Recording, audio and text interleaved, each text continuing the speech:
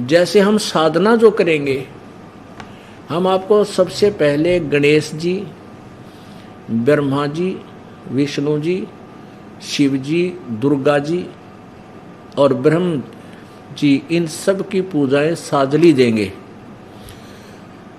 और साधनाएं, पूजा नहीं देंगे, साधनाएं देंगे।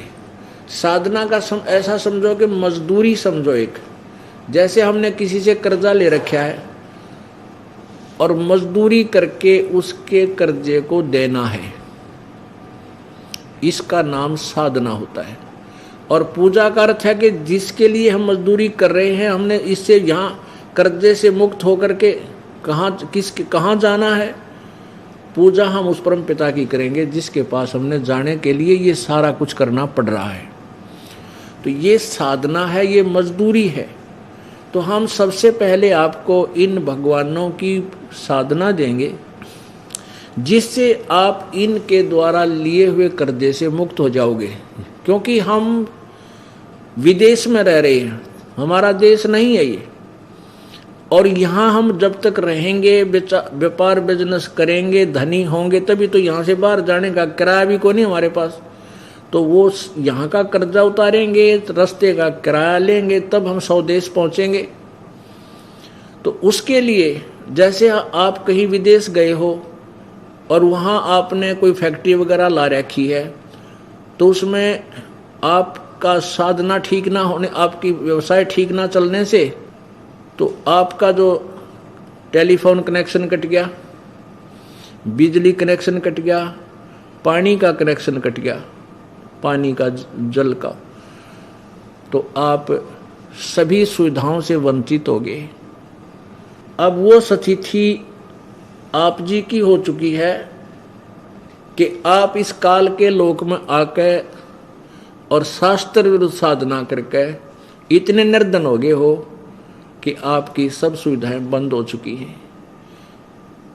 और आपके पिछले संस्कार थे वो सतयुग त्रेता द्वापर में आपने खराब कर दिए।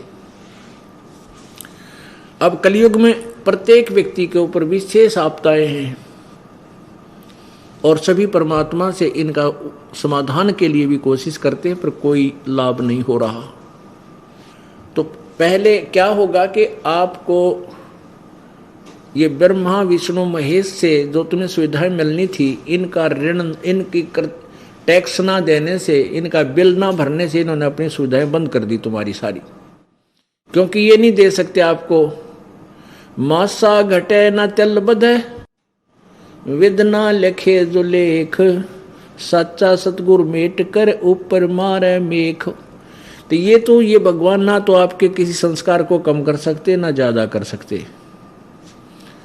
केवल पूर्ण परमात्मा सतपुरुष कबीर जी वही आपके संस्कारों में परिवर्तन कर सकता है, आपके पाप कर्मों का नाश कर सकता है और आपको अपने कोटे से भी सुविधा दे सकता है। तो क्या होगा कि आप इस दास के माध्यम से प्रभु का नाम प्राप्त करोगे, तो ये दास गारंटर बनेगा आपका ब्रह्मा विष्णु महेश के बीच में, और इनसे कहा जाएगा कि आप इनके सुविधाएं इनको दो ताकि ये आपकी मजदूरी करके तेरा कर्जा उतार सके। तुम इनको ऐसे बंद रखोगे, कर्जा कहाँ से उतारेंगे? तो गारंटर वही होता है जो धनी व्यक्ति होता है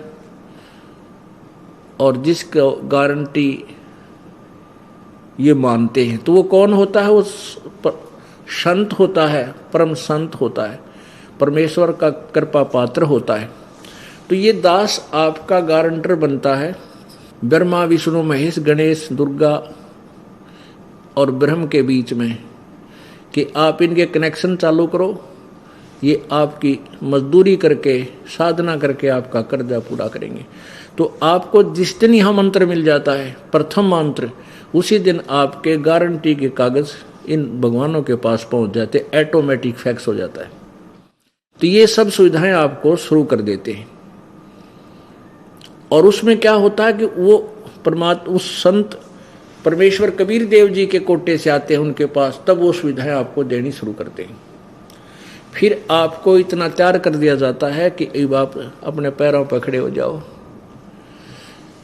तरीका बताया जाता है राम नाम का धनी होने का, कि दान करो, भक्ति सिमरन करो, नाम जपो, सेवा करो। फिर इन साधना से आपको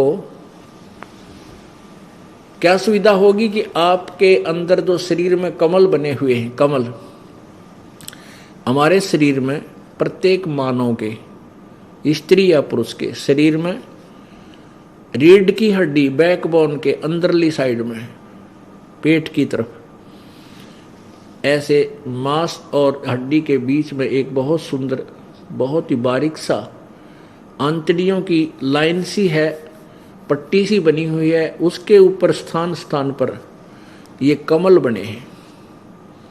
तो इन नाम के जाप से वो कमल धीरे धीरे जो है खिलने शुरू होंगे, फूलने शुरू हो जाएंगे।